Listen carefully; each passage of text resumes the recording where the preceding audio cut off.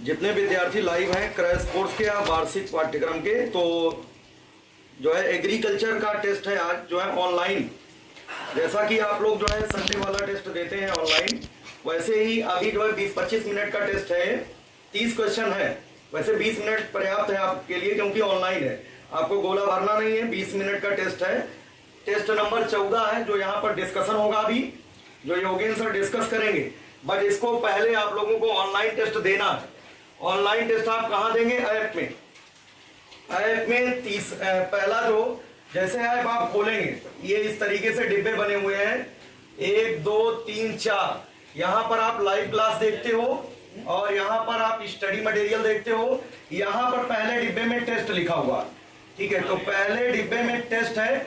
जब इसमें जाएंगे तो आपको एग्रीकल्चर का टेस्ट नंबर 1 दिखेगा ऑनलाइन, ठीक है। तो सबसे पहले क्या करना है, आप सभी लोगों को टेस्ट देना है। टेस्ट देने के बाद सबमिट करना है। सबमिट करने के बाद फिर से लाइव क्लास वाले में आना है, ठीक है। क्लास ऑफ नहीं हो रही, ध्यान रखना, ये ना सोचना कि बंद हो रही है। यहाँ लाइव वाले में फिर आना, फिर आपका ये डिस्कशन कराएंगे सर। रिजल्ट भी बता देंगे आप लोगों का कि किसकी फर्स्ट रैंक है, किसकी कितनी रैंक है। एक ही बार अटेम्प्ट करना है, ये नहीं कि जो है एक बार आपने अटेम्प्ट किया इसके बाद उत्तर देख करके दोबारा से आप अटेम्प्ट कर दो। अटेम्प्ट एक ही बार करना है, ध्यान रखना। वैसे एक ही अटेम्प्ट दिया ही जाएगा। सभी लोग जानते भी हैं टेस्ट देना, ऐसा तो है नहीं कोई नहीं जानता है। अगर किसी को कोई दिक्कत हो तो पूछ सकता है।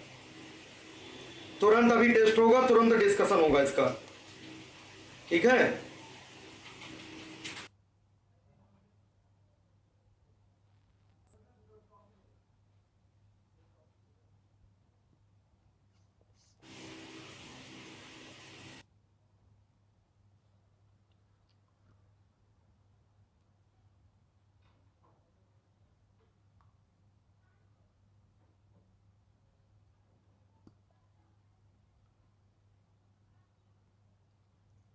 का है दिलीप कुमार का है जो ईमानदारी से, और सागर त्रिपाठी का है 70%, ठीक है। इतने लोग हैं। सागर त्रिपाठी की पहली रैंक है, दूसरे पोजीशन पे दिलीप कुमार, तीसरे पोजीशन पे सत्येंद्र हैं और चौथे पर जो है रुचि पटेल और पांचवें पर अमन गौतम है, छठवें पर विशाल राय हैं, राजकुमार जो है 7वें पर है, कपिल दुबे 8वें पर है। जो है घट गई, ठीक है। लेकिन फिर भी इस पेपर में जिसने जो है 60% से ऊपर सही किया है उसका जो है अच्छा स्थिति है। 60% से ऊपर करना चाहिए। कुछ लोग हड़बड़ा लेकर गए थे एससी सलमा, और 1961 में ये थे बोरलाभ। कहाँ लाए थे?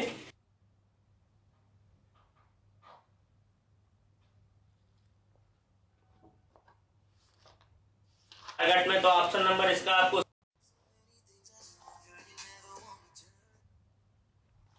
ये एक प्रश्न था, तो बहुत सारे लोगों ने सही भी किया होगा, लेकिन कुछ विद्यार्थियों ने जो है इसको गलत किया होगा। देखिए ये जो टारगेट होता है, ये होता किसके द्वारा है? फिर एक बार बता दे रहे हैं आपको। क्लेविसेप्स फ्यूजीफार्मेस नामक फंगस के कारण होता है। क्लेविसेप्स फ्यूजीफार्मेस कवक के कारण होता है। ये कवक है विद्यार्थी, क्या है? कवक। और अगर हम यहीं पर बात करें कि ये इसमें क्या होता है, गुलाबी हनी ड्यू की तरह स्राव होता है, जिससे कि स्क्लेरोटिया का निर्माण हो जाता है ना। किसका निर्माण होता है इस कवक के द्वारा? स्क्लेरोटिया।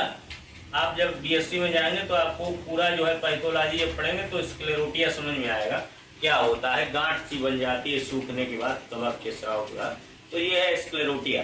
तो दाने जो है इकट्ठे हो जाते हैं, मजबूत हो जाते हैं। तो ये हो गया आपका अर्गट रोग, ठीक है। तो इसी को हमने पूछ दिया था, आपके पेपर से था ये क्वेश्चन, आपको अटेम्प्ट करने लायक था। आपका ये नंबर क्लियर था ये, ठीक है। इसमें किसी को समस्या अगर हुई तो उसने यानी कि पढ़ाई नहीं, ठीक है। चलिए दूसरा प्रश्न है। अगला प्रश्न था विद्यार्थियों, ये भी हमने बताया था, लिखाया हो सकता है ना हो। गेहूं के नारिन 10 को, जो नारिन 10 गेहूं का था, जापान से यूएसए 1948 में लेकर गए थे। देखिए जापान में ही एक्चुअल में नारेंटाइन की खोज हुई और इसको जापान से जो है यूएसए जब गया ये तो 1948 में गया। इसको एससी सलमा जो है जापान से यूएसए ले गए थे। पहले गेहूं जो है कहां से कहां गया, देखिए फिर एक चार्ट हम आपको बता देते हैं। 1948 में जापान में सबसे पहले ये मतलब विकसित हुआ था नारेंटाइन जिसको कहते हैं, ठीक है, नारेंटाइन। और यहां से चला एससी सलमा ले गए। बैक्टर कौन थे इसके, एससी सलमा बाहक थे। ये इसको ले गए कहां पर, यूएसए अमेरिका।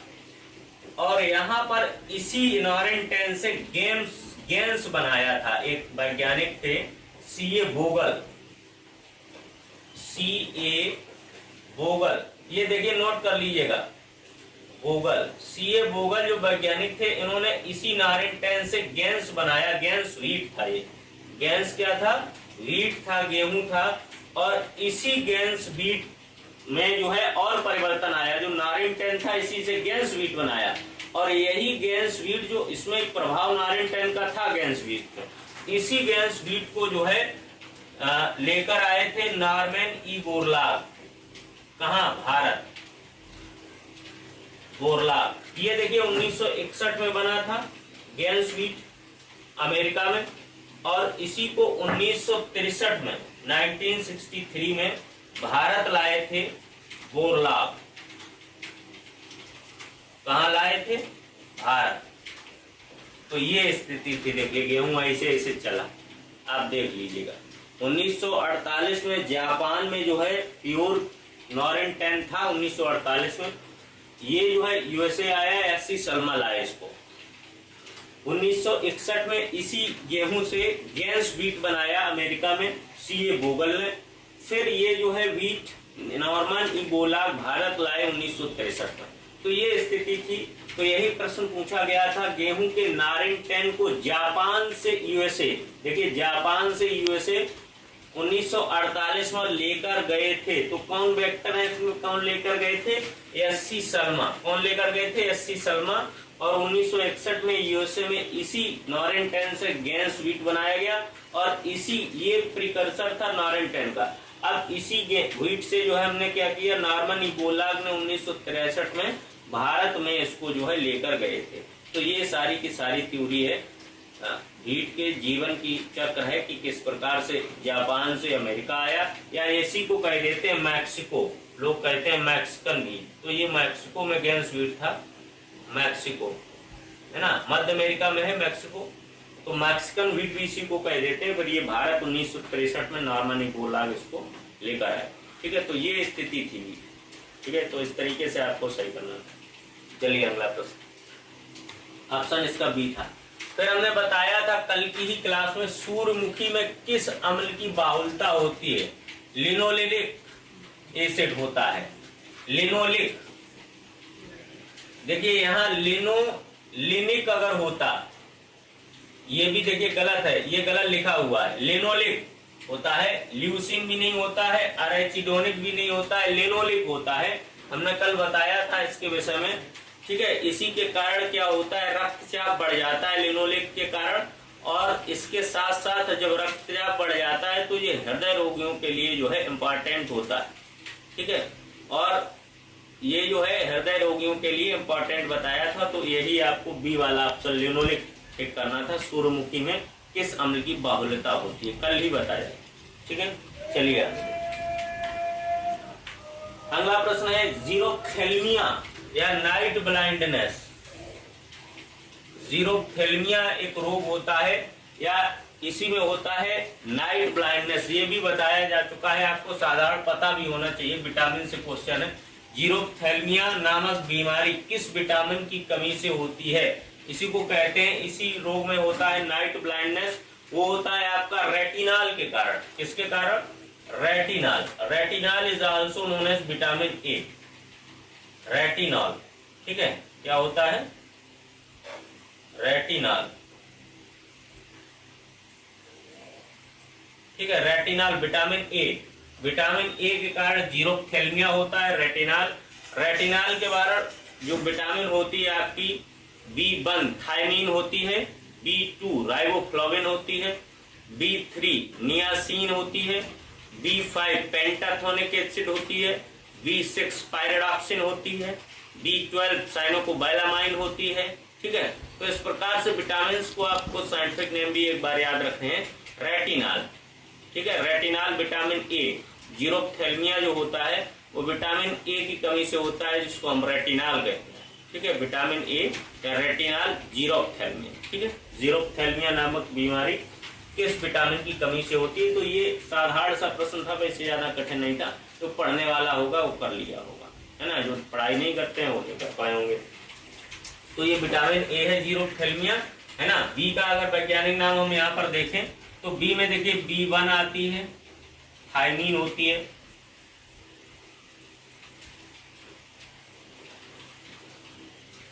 ये देखिए एस्कॉर्बिक एसिड है, एस्कॉर्बिक एसिड,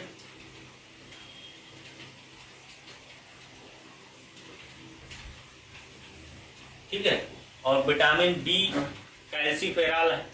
ठीक है, तो ये सारी विटामिनों के आपको नाम भी साइंटिफिक याद होने चाहिए, या इनसे संबंधित जो डिजीज होती है उसके विषय में प्रश्न एक ना एक तो एक या दो प्रश्न तो आने ही आने, निश्चित है ना। जो सर्वथा सत्य है उसको तो गलत ना करिए, ये निश्चित है। ठीक है, देखिए B1 के कारण होता है आपका बेरी बेरी। ठीक है, बेरी बेरी, बेरी बेरी क्या है? देखिए डाइजेशन सिस्टम को कमजोर करता है। बेरी बेरी के कारण क्या होता है, आपसे अगर पूछ दिया जाए कि बेरी बेरी है क्या, अब B1 की कमी से क्या होता है, डिजीज जो होती है वो होती है बेरी बेरी। और बेरी बेरी देखिए क्या होती है, ये जो है डाइजेशन को कमजोर करती है, डाइजेस्टिव सिस्टम इसको कमजोर करती है, डाइजेस्टिव सिस्टम को कमजोर करती है। ठीक है, डाइजेस्टिव सिस्टम को कमजोर करती है B1। ठीक है, बेरी बेरी इसके कारण। तो ये आपको बताया इतना। तो ये चौथा क्वेश्चन था। नेक्स्ट अगला क्वेश्चन है, गेहूं में कल्ले निकलते समय उपयुक्त तापक्रम होता है। ठीक है, कल्ले निकलते समय तापक्रम कैसा होता, कितना होना चाहिए? देखिए एक तो होता है अंकुरण के लिए, दूसरा होता है वृद्धि के लिए। तो देखिए अंकुरण के लिए अगर तापमान की बात करें तो ये जो 20 से 25 है, ये है गेहूं के अंकुरण के लिए। ये लिख लीजिएगा, ये भी बहुत पूछा जाता है अगर पेपर सही स्तर का बनेगा। अंकुरण के लिए 20 से 23 होता है, वृद्धि के लिए ये बहुत स्पेसिफिक दिया गया है गेहूं के लिए। वृद्धि के लिए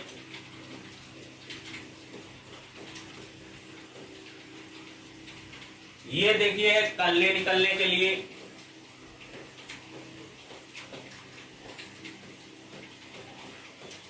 निकलते समय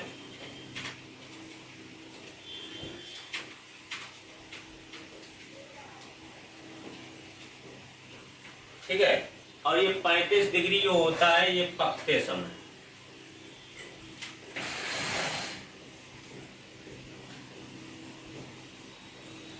बिल्कुल एग्जैक्ट याद कर लीजिए, बिल्कुल स्पेसिफिक प्रश्न है ये इसमें। ठीक है, ये प्रश्न बिल्कुल जो है स्पेसिफिक है।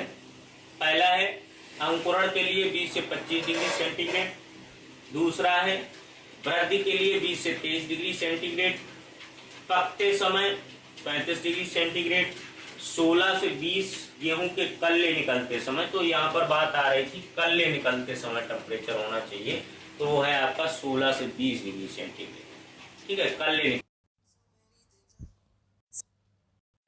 कल्ले निकलते समय कितना टेम्परेचर होना चाहिए? 16 से 20 डिग्री सेंटीग्रेड। चलिए अगला देख। अब बात आती है कार्बोफ्यूरान, है ना। प्रश्न आता है आपके पास, कार्बोफ्यूरान एक है, क्या है कार्बोफ्यूरान? हम आपको लगातार दवाएं बताते रहते हैं, कार्बोफ्यूरान, फ्यूराडान, है ना। ये एक कीटनाशी है कार्बोफ्यूरान। देखिए अभी दिखाते हैं आपको। कुछ लोग जो है कह रहे हैं नहीं नहीं ये कार्बोफ्यूरान है ही नहीं।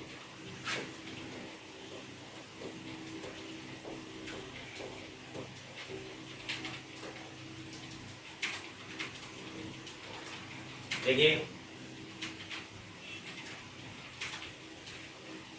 ये देखिए, कुछ लोग कह रहे थे कि कार्बोफ्यूरान जब फफूंदनाशी है, और ये जो है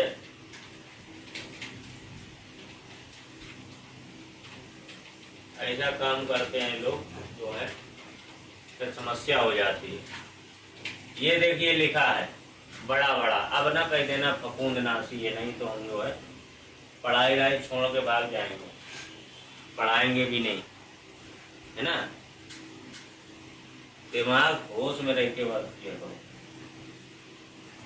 कार्बोफ्यूरान जो होता है, ये देखिए सामने लिखा हुआ इंसेक्टिसाइड आब्लिक निमेटिसाइड, इनकैप्सुलेटेड इंसेक्टिसाइड, ठीक है।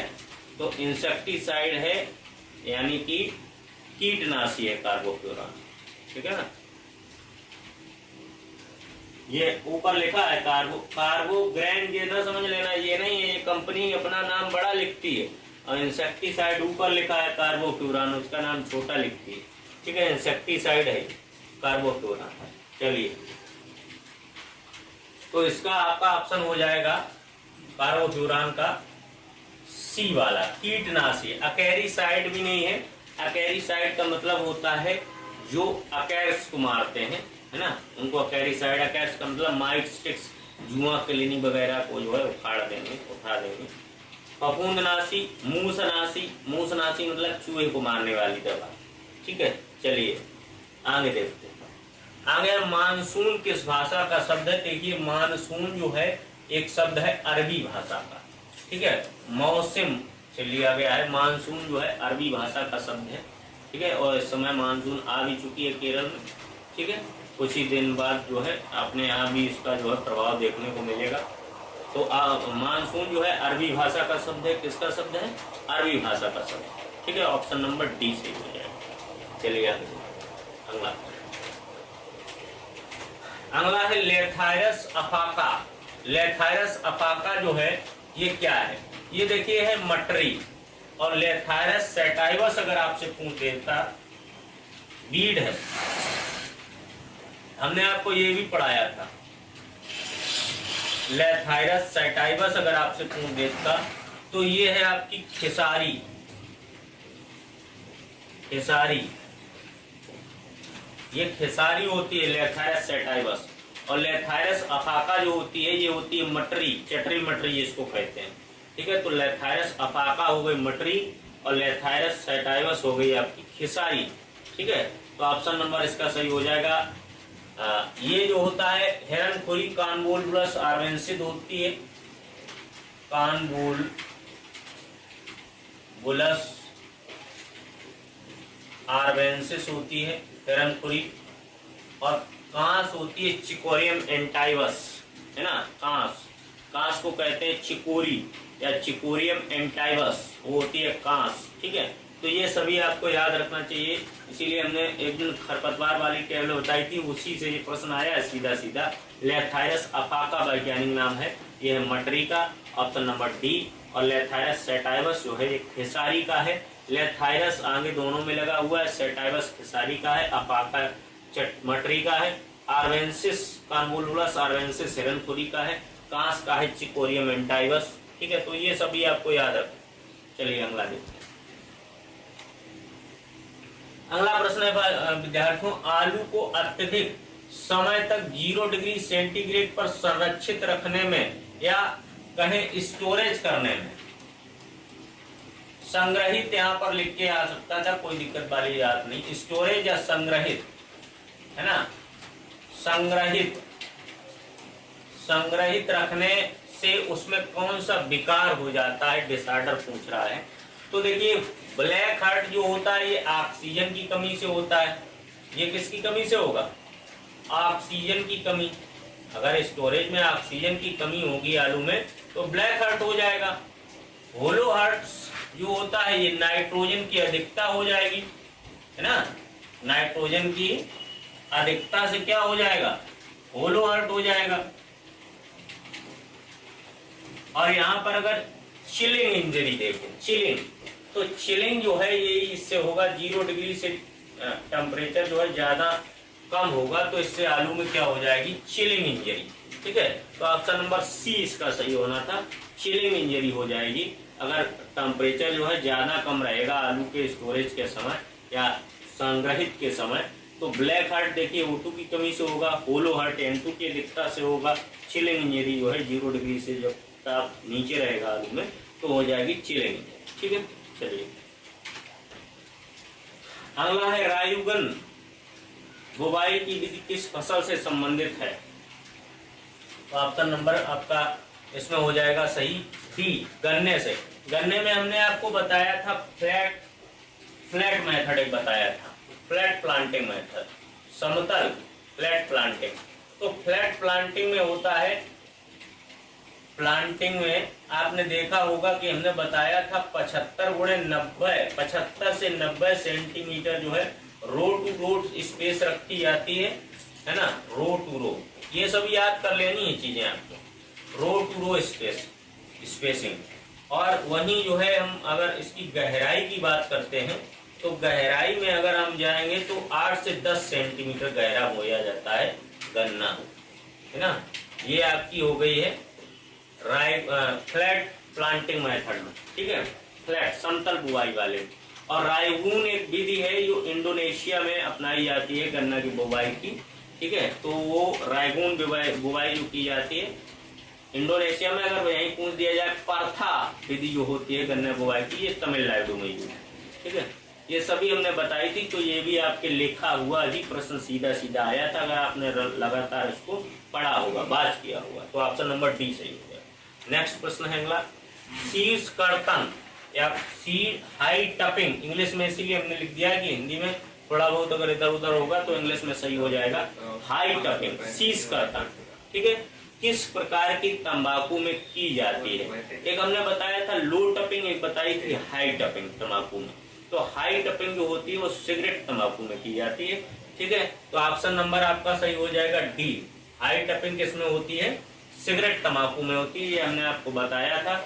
हाई टपिंग और लो टपिंग, हाई टपिंग में क्या करते हैं, ऊपर की बिल्कुल जो बड होती है उसी को तोड़ते हैं। लो टपिंग में बड के साथ नीचे के दो तीन पत्ते होते हैं उनको भी तोड़ दिया जाता है, तो ये हो गई लो टपिंग, है ना। और हाई टपिंग में केवल और केवल ऊपर की बड को तोड़ा जाता है, दिस इज हाई टपिंग, ठीक है। और टपिंग बताया था करते क्यों है, ठीक है, तो ये भी हमने बताया था, इसको भी ध्यान में रखिएगा, टपिंग क्यों की जाती है ना। तो ये हो गया आपका डी ऑप्शन, क्योंकि एनर्जी जो है वो ऊपर न जाए, उसके बाद एनर्जी जो है नीचे वाले पत्तों में ही बनी रहे, है ना, नहीं तो ज्यादा लंबा पौधा हो जाएगा तो एनर्जी जो है ऊपर की तरफ चलती रहेगी, तो नीचे वाले पत्तों में एनर्जी पूरी की पूरी लगे, जिससे कि पत्तों की क्वालिटी सही हो, इसलिए टपिंग की जाए, ठीक है। तो हाई टपिंग जो है की जाती है सिगरेट तंबाकू। अगला देखेंगे, अगला प्रश्न है रैपिंग। रैपिंग कल्चर है, कल्चर प्रैक्टिस का संबंध है, रैपिंग कल्चर है ना, या प्रैक्टिस लिख दिया है, आगे कोई दिक्कत नहीं है। रैपिंग का संबंध है, एक बार और जो पूछा गया है, तो रैपिंग का संबंध गन्ने से, किससे है? गन्ने से है। ये भी एक बार परीक्षा में पूछा जा चुका है, ठीक है। रैपिंग का संबंध किससे? गन्ने से। तो ऑप्शन नंबर डी इसमें सही हो जाता है आपका, ठीक है। अगला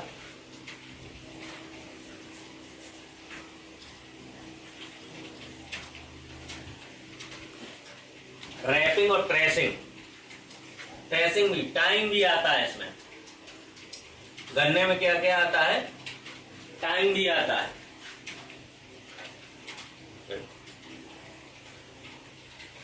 टाइम भी आता है। अगर पूछा जाए टाइम किससे संबंधित है, तो टाइम भी गन्ने से संबंधित है, यानी कि इसमें पत्तियां बांधी जाती हैं, पत्तियों को बांधना टाइम, है ना। रैपिंग ये सब किससे हैं? गन्ने से संबंधित है, ठीक है। तो ऑप्शन नंबर आपका सही हो जाएगा डी, रैपिंग। अगला देखेंगे, सेब फ्लावर में तेल की प्रतिशत मात्रा पाई जाती है, यानी कि कुसुम, है ना। कुसुम में तेल होता है 24 से 36%। ये तेल होता है सरसों में, सरसों में जो तेल होता है 48% तक, 33 से। ये तेल होता है आपका कोकोनट में, इसमें होता है कोकोनट में 60% तक। ये तेल आपका होता है सीसिमम में, सीसम, या इसी को कहते हैं तिल, है ना। ये क्या कह देंगे इसको, तिल, तिल, है ना। अगर हम बात करें कैस्टर में, अरंडी में, कैस्टर में तेल अगर हम बात करें तो इसमें 35 से लेकर 58% तक तेल होता है कैस्टर में, ठीक है। तो ये सरसों में 33 से 48 हो गया, सीसम में, तिल में आपका हो गया 48 से 52, कुसुम में हो गया 24 से 36%, और कोकोनट में हो गया आपका 60% तेल, ठीक है। तो तेल वाला पोर्शन आपको यहाँ से याद करना है। मूंगफली में आपका 45% हो गया, 40 से 45%, सोयाबीन में आपका 20% हो गया तेल, ठीक है। तो ये सारी चीजें जनरल है, इनको याद करते रहिए। सूर्यमुखी में भी कल हमने बताया था, ठीक है, 40%। चलिए आगे, अंतरराष्ट्रीय मृदा वर्ष, इंटरनेशनल सॉइल ईयर, है ना। मृदा वर्ष जो मनाया गया था वो 2015 में मनाया गया था। इसी समय जो है सॉइल हेल्थ कार्ड चलाए गए थे, सॉइल हेल्थ कार्ड जो थे वो शुरू किए गए थे इसी समय। इसीलिए इसी से आपको याद होना चाहिए था कि सॉइल हेल्थ कार्ड जो है कब बने थे, तो 2015 में बने थे। इसीलिए इसको इंटरनेशनल, इसी वर्ष इंटरनेशनल सॉइल डे था, इसीलिए इसी साल जो है सॉइल हेल्थ कार्ड बनाए गए थे, ठीक है, 2015 में। अगर 2016 की बात करें तो ये कौन सा ईयर है, तो ये है आपका इंटरनेशनल पल्स ईयर, इंटरनेशनल, लिख लीजिएगा है, pulse year. International pulse year जो है वो 2016 है ना।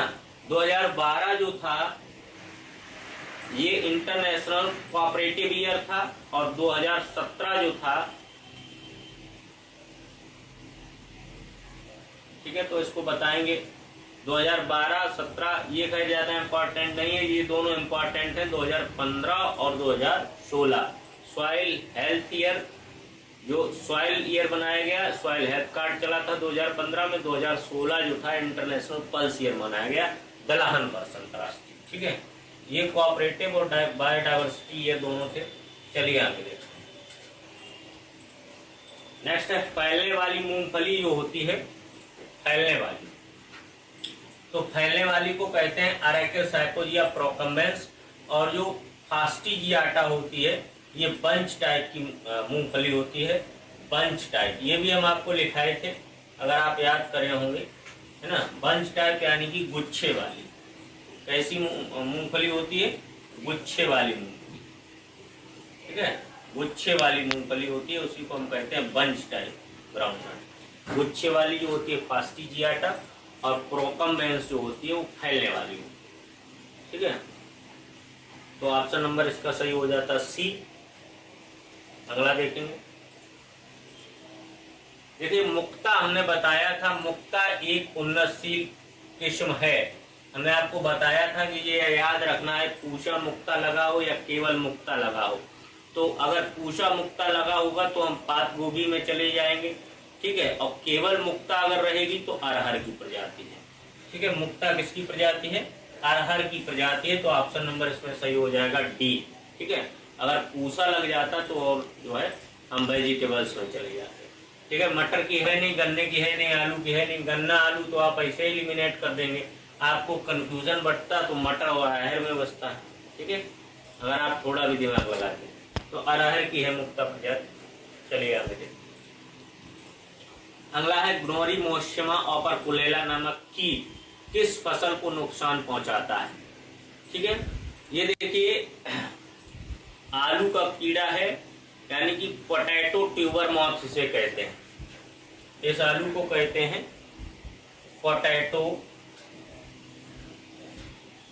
Potato tuber moth, tuber moth. हमने आपको कल ही बता दिया था कि टेस्ट होगा, कुछ लोग इस भ्रम में थे कि टेस्ट नहीं होगा, तो ये आपकी गलत फहमी थी, तो इसीलिए टेस्ट हो गया। और कुछ लोग जो है तैयारी करके आए तो उनका सही भी हुआ, कुछ लोग जो है तैयारी करके नहीं आए तो उनका गलत भी हुआ, है ना। लेकिन तैयारी आप बनाए रखिए। हम जैसे पशुपालन खत्म करेंगे फिर हम जो है आपका टेस्ट लेंगे, है ना। फिर इसका भी लेंगे, पशुपालन का भी लेंगे, दोनों का लेंगे, ठीक है। तो इसलिए आप तैयारी लगातार बनाए रखिएगा। फिर उसके बाद इंजीनियरिंग खत्म करेंगे, उसके बाद सॉइल साइंस पे आएंगे और जो भी बचा हुआ पोर्शन है उसको हम सारा का सारा आपको पढ़ाएंगे, ठीक है। तो ये आप देख लीजिएगा पोटैटो ट्यूबर माथ, है ना। कल आप लोग जो है बता दीजिएगा, कल जो है शाम को 7:15 बजे वही जीएस की क्लास रहेगी, ठीक है। तो ग्लोरी मॉसिमा ऑपर कोलेरा को ही हम पोटैटो ट्यूबर माथ कहते हैं। तो जब पोटैटो ट्यूबर माथ हो गया तो फिर इसमें कोई फसल की कहने की आवश्यकता ही नहीं, फिर तो ये आलू से हो गया, पोटैटो माने आलू, है ना। पोटैटो का माथ है, ठीक है। तो ये आपको याद होना चाहिए था, हमने लिखाया भी था आपको पोटैटो ट्यूबर माथ, है ना। और बार्ट डिजीज भी पोटैटो में लगती है, इम्पोर्टेंट है बार्ट डिजीज, है ना। तो बार्ट जो होती है वो सनक्रेशियम इंडोबायोटिकम के कारण होती है। और लेट ब्लाइट और अर्ली ब्लाइट भी ज्यादातर पूछा जाता है पोटैटो में। अर्ली ब्लाइट क्या है, लेट ब्लाइट क्या है। पोटैटो मोज़ेक वायरस भी पोटैटो में लगता है। तो ग्लोरी मॉसिमा ऑपर कोलेरा जो होता है आलू में लगता है, ठीक है। नेक्स्ट अगला प्रश्न, नेक्स्ट प्रश्न है धान का टेस्ट वेट होता है ना। टेस्ट वेट मतलब 1000 दानों का जो वजन होता है उसी को टेस्ट वेट कहते हैं, ठीक है। तो टेस्ट वेट इसका होता है 25 ग्राम के करीबन। और अगर हम बासमती की बात करते, बासमती तो ये 21 ग्राम। अगर हम गेहूं के टेस्ट वेट की बात करते तो ये 40 ग्राम, ठीक है, 40 ग्राम।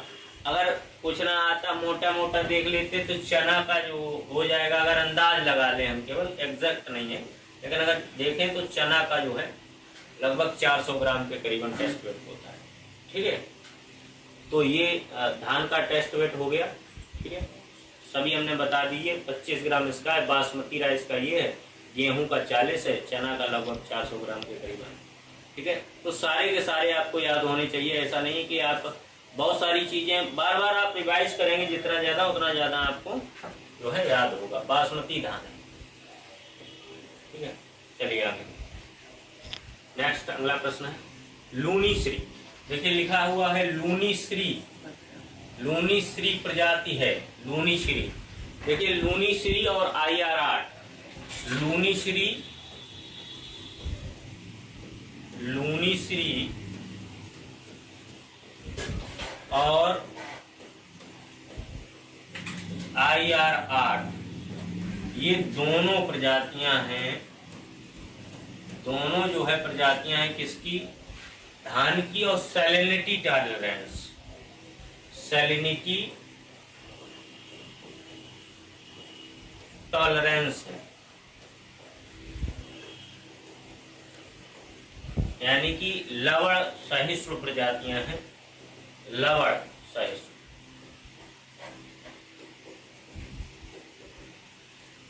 यानी कि अगर लवण वाली मृदाएं हैं जिनमें साल्ट की मात्रा अधिक है, उन क्षेत्रों में अगर हम लूनीश्री और IR8 को कर देते हैं तो हमें नुकसान नहीं होगा, यानी कि ये प्रजातियां अपनी सही से ग्रोथ कर ले जाएंगी। तो उसमें आपकी आ जाएंगी लूनीश्री और IR8, ठीक है। तो लूनीश्री IR8 किसकी प्रजातियां हैं। तो ये तो सिंपल ही क्वेश्चन था, धान की है। चलिए आगे देखते हैं। अगला 20वां प्रश्न है धान में बेसिक स्लैग डालते हैं। देखिए बेसिक स्लैग जो होता है वो धान में सिलिकॉन देगा, क्या देगा, सिलिकॉन देगा। और सिलिकॉन जो होता है at the time of panicle initiation, at the time of panicle initiation, जिस समय पेनिकल धान में निकलता है उस समय इसकी बहुत ज्यादा आवश्यकता सिलिकॉन की पड़ती है। और इससे क्या होता है कि जो धान में जब पेनिकल निकल रहा होता है उस समय जो है टिश्यूज जो होते हैं पतले हो जाते हैं, जिसकी वजह से सही से जो है इसमें बाली नहीं निकल पाती और पत्ते जो है प्रॉपर रूप से फोटोसिंथेसिस नहीं कर पाते हैं। इसीलिए सिलिकॉन जो होता है at the time of panicle initiation के समय, यानी कि पेनिकल निकलते समय आवश्यक होता है सिलिकॉन। तो बेसिक स्लैग में सिलिकॉन होता भी है, ये भी हमने आपको बताया था। और बेसिक स्लैग जो है आपको 1.5 से 2 टन प्रति हेक्टेयर के हिसाब से पहले ही खेत में जो है हमें डाल देना चाहिए बुआई से पहले ही, यानी कि 1.5 टन का मतलब 15 कुंटल के करीबन बेसिक स्लैब होना चाहिए प्रति हेक्टेयर के हिसाब से। तो हम जो है इसमें सिलिकॉन इनिशिएशन, सिलिकॉन जो है वो इसमें धान में जो न्यूट्रिएंट्स की आवश्यकता होती है उसकी प्रतिपूर्ति हो जाएगी, तो धान और अच्छा प्रोडक्शन हमें देगी। ठीक है, तो इसीलिए बेसिक स्लैग धान में डाला जाता है। चलिए आगे देखते हैं। अगला है एसआरआई पद्धति के द्वारा उत्पादित धान का उत्पादन होता है। ये देखिए सिस्टम ऑफ राइस इंटेंसिफिकेशन है, हमने बताया था। ये मेडागास्कर से विधि खोजी गई है। कहाँ से? मेडागास्कर से ये विधि खोजी गई है और इसका जो उत्पादन होता है वो होता है 60 से 70 कुंटल, या इसी को लिख दिया जाता है कभी 6 से 7 टन भी लिखा हुआ आता है। ठीक है, 60 से 70 कुंटल या 6 से 7 टन। ये विधि कहाँ से निकाली गई है? मेडागास्कर की पद्धति है और 60 से 70 कुंटल प्रति हेक्टेयर उत्पादन होता है। ठीक है, तो ये है आपकी एसआरआई पद्धति।